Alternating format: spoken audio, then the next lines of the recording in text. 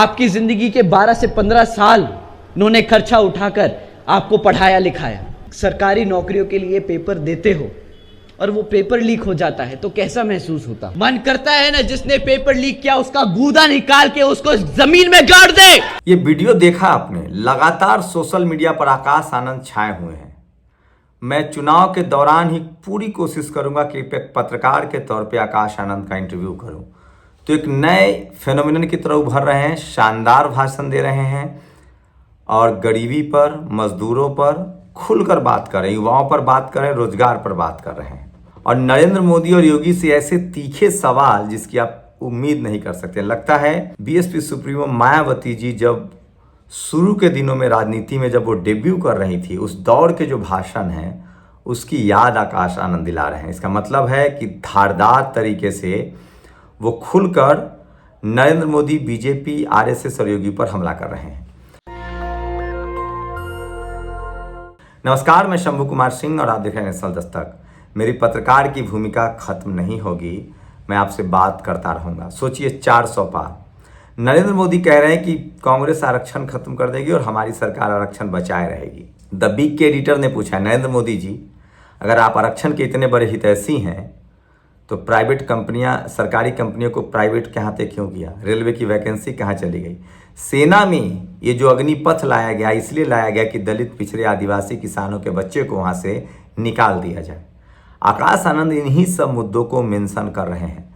तो सोचिए, एक बड़ी कमी जो थी उसको वो पूरा कर रहे हैं। और मुझे लगता है कि बहुजन समाज को ऐसे ही नेताओं की ज़रूरत है, ऐसे ही फायर ब्रांड नेताओं की ज़रूरत है जो खुलकर आंख में आंख डालकर संविधान के पक्ष में, दलित, पिछड़े, शोषित, गरीब, किसानों के पक्ष में आवाज़ उठाए। तो नरेंद्र मोदी लगातार झूठ बोल रहे हैं। मैं एक वीडियो देख रहा था, किसी ने कहा कि नरेंद्र मोदी सच्चे पाकिस्तान परस्त और मुसलमानों के हितैषी हैं। जब भी आदमी मुसीबत में होता है तो या तो अपने माता पिता को याद करता है या अपने भगवान को याद करता है, वो जिस भी पंथ को, धर्म को मानता हो। नरेंद्र मोदी जब भी चुनावी मुश्किल में होते हैं उनको मुसलमान याद आता है या पाकिस्तान याद आता है। तो ये तमाम खबरें हैं जो सोशल मीडिया पर वायरल, और इसलिए मैं कह रहा हूँ कि सोशल मीडिया ही सच्चा मीडिया है, सोशल मीडिया ही बहुजन मीडिया है। तो फिलहाल सोशल मीडिया पर सबसे ज़्यादा वायरल जो शख्स हैं कोई और नहीं, आकाश आनंद। शानदार है उनकी सब कुछ। और सोचिए किस तरह से एक तस्वीर ने बिहार की राजनीति की बात कर रहा हूँ झकझोर कर रख दिया है। सोचिए एक आदमी जो SC/ST एक्ट में आरोपी था उसको किस तरह से चिराग पासवान ने टिकर दे दिया है। तो दलित उत्पीड़न और सरकारी कर्मचारी के साथ दुर्व्यवहार और सरकारी काम में बाधा सहित दर्जन भर मुकदमा जिस राजेश वर्मा पर दर्ज है, जिसके ऊपर ईडी और इनकम टैक्स की रेड पड़ी है, जो गुंडा बैंक चलाता है, दलित पिछड़ों की जमीन हड़पता है, ऐसे आपराधिक प्रवृत्ति के माफिया को चिराग पासवान ने रामविलास पासवान की जन्मभूमि खगड़िया का टिकट दिया है। वेद हैं वो लगातार हमला बोल रहे हैं और आकाश आनंद का भाषण सबसे ज्यादा वायरल हो रहा है। ये भाषण देखिए, पेपर लीक को आकाश आनंद ने एक बड़ा मुद्दा बनाया है और उन्होंने कुछ सवाल सरकार से ही नहीं पूछे, गुस्सा जताया और कहा है कि अगर हमारी सरकार होती तो ऐसे लोगों को जेल में डाल दिया जाता। तो ये सबसे बड़ी खबर है जो सोशल मीडिया पर वायरल है। और प्रधानमंत्री नरेंद्र मोदी को चुनाव आयोग की क्लीन चिट ने चुनाव आयोग को एक बार फिर से विश्वसनीयता के घेरे में खड़ा कर दिया है। वो लगातार धर्म के नाम पर वोट मांग रहे हैं जो कि एक ऑफेंस है, उसके बाद भी चुनाव आयोग उनके पक्ष में। मतलब सैया भय कोतवाल तो डर काहे का। तो फ्लावर नहीं फायर है। मन करता है ना जिसने पेपर लीक किया उसका डैश डैश डैश जमीन में गाड़ दे, लेकिन ऐसा नहीं कर सकते। इसलिए चुनाव में एक एक वोट को बंदूक की गोली की तरह इनकी छाती में दाग देना। आकाश आनंद का ये बिल्कुल एग्रेसिव भाषण है, वो सोशल मीडिया पर सबसे ज़्यादा वायरल हो रहा है। ये वो शख्स है जिस पर SC/ST एक्ट का मुकदमा है और जिस पर दलित पिछड़ों के जमीन कब्जाने का आरोप है। इस शख्स को चिराग पासवान ने टिकट दिया है, उसको लेकर लोगों में बहुत नाराजगी है। 5 ट्रिलियन इकोनॉमी, आकाश आनंद का ये कट भी बहुत ज्यादा वायरल हो रहा है। सुनिए, बहुत समझदार बोलती है कि हम $5 ट्रिलियन की इकोनॉमी बना सकते हैं। ये अपने आप को इतना समझदार समझती है कि इन्हें लगता है पूरी जनता बेवकूफ और गधी है।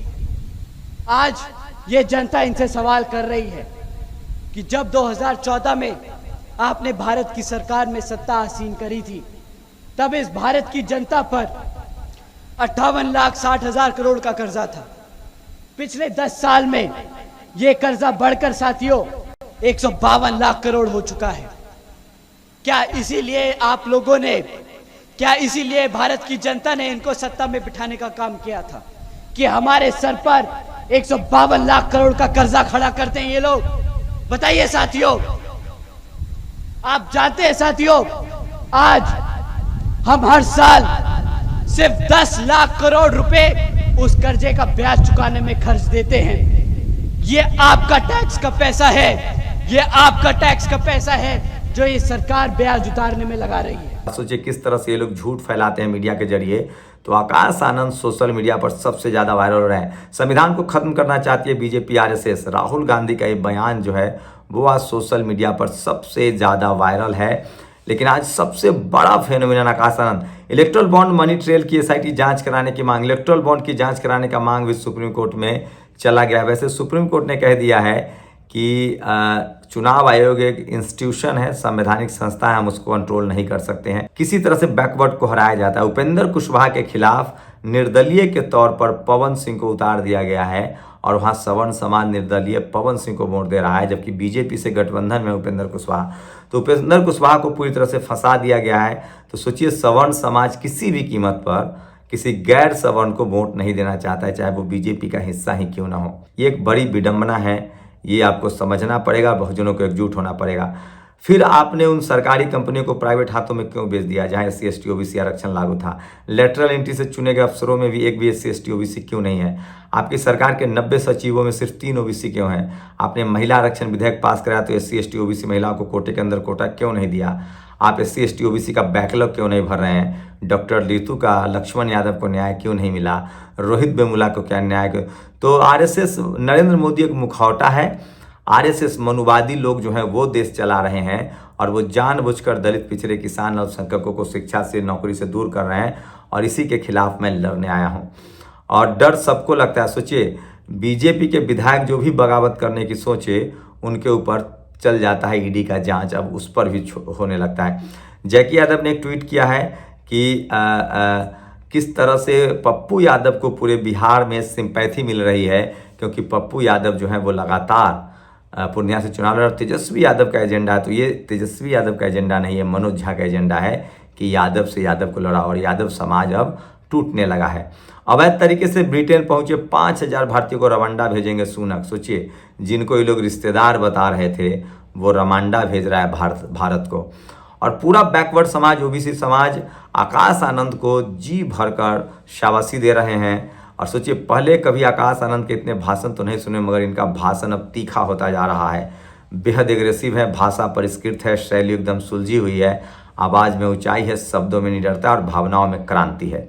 अब ये लगने लगा है कि यदि बहुजन समाज पार्टी को अपने दम पर आगे ले जाना चाहें तो वह दिन दूर नहीं जब BSP अपने रॉ में नजर आएंगे। तो आकाश आनंद ने मोर्चा पूरी तरह से संभाल लिया है और जितना ज़्यादा वो हमला बोल रहे हैं खासकर बीजेपी पर, उतना ही ज़्यादा तेज़ धारदार उनकी कोशिश होती जा रही है।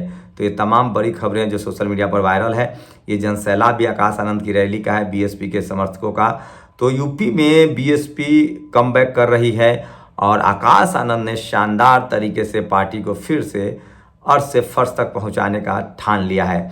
और ये देखिए, 25,000 करोड़ के बैंक घोटाले में भी अजीत पवार और पत्नी को क्लीन चिट। तो ये है बीजेपी का असली चरित्र और चेहरा। तो मैं फिर कह रहा हूँ, तमाम जातिवादी मनुवादियों के खिलाफ पूरे देश में बैकवर्ड फॉरवर्ड का चुनाव है, ये समझना पड़ेगा। पूरे देश में बैकवर्ड फॉरवर्ड के नतीजे पर चुनाव लड़ा जा रहा है। ये सबसे बड़ी खबर बता रहा हूँ। 25,000 करोड़ के बैंक घोटाले मामले में अजीत पवार और उनकी पत्नी को मुंबई पुलिस ने दी क्लीन चिट। तो सोचिए, आप बीजेपी ज्वाइन कीजिए और क्लीन चिट पाइए। ये भी सबसे बड़ी खबर है जो सोशल मीडिया पर वायरल है। और इसलिए कहता हूँ, सोशल मीडिया ही सच्चा मीडिया है, सोशल मीडिया ही बहुजन मीडिया है। तो सोचिए किस तरह से आकाश आनंद जो है वो आज सोशल मीडिया पर सबसे ज़्यादा वायरल हैं। सबसे ज़्यादा आकाश आनंद को लोग अप्रिसिएट कर रहे हैं। आकाश आनंद ने पूरा मोर्चा खोल दिया है। जिस तरह से उनके भाषण आ रहे हैं वो शानदार है। और ये देखिए, कहीं सोने के मुकुट को लेकर लोग की आपत्ति है। तो BSP शानदार तरीके से यूपी में वापसी कर रही है। और मैं फिर कह रहा हूँ कि एक पत्रकार के तौर पे मैं आपको अपडेट देता रहूँगा। तो पूरे देश में बैकवर्ड फॉरवर्ड की लड़ाई और बीजेपी के खिलाफ लोग तैनात हैं। और जो बहुजन जहाँ से जीत रहा है वो वहाँ से वोट कर रहे हैं। तो वैशाली में तो दोनों सवर्ण समाज के हैं, दोनों आरएसएस के स्लीपर सेल हैं। एक तो आरएसएस के साथ खड़े हैं, दूसरा इंडिया गठबंधन के नाम पर आरएसएस के हाथ को मजबूत करे। सोचिए, मुन्ना शुक्ला संविधान के खिलाफ जाएंगे या संविधान के पक्ष में? मुन्ना शुक्ला बहुजन आरक्षण के पक्ष में होंगे या सवर्ण आरक्षण के पक्ष में? मुन्ना शुक्ला पिछले 10 साल में 2 विधानसभा चुनाव हार चुके हैं। मुझे नहीं पता कि मनोज झा को और हरियाणा वाले संजय को क्या दिखा मुन्ना शुक्ला में, किसी बैकवर्ड को टिकट क्यों नहीं दिया गया, दलित पिछड़े अल्पसंख्यक को टिकट क्यों नहीं दिया गया। इसीलिए मैं वैशाली चुनाव लड़ने आया हूं और वैशाली का बहुजन, वैशाली का बैकवर्ड, वैशाली के अल्पसंख्यक दलित किसान मेरे साथ हैं और वैशाली में नतीजे चौंकाने वाले होंगे। मैं फिर कह रहा हूँ, वैशाली का चुनाव इस बार देश में लकीर खींचेगा कि बिना पैसा और धनबल और बाहुबल के भी चुनाव जीता जा सकता है। जैसे हम लोगों ने सोशल मीडिया खड़ा किया, टीवी अखबार के पैरेलल बहुजन मीडिया खड़ा किया और आज सब लोग उस पर पत्रकारिता कर रहे हैं उसी रास्ते पर।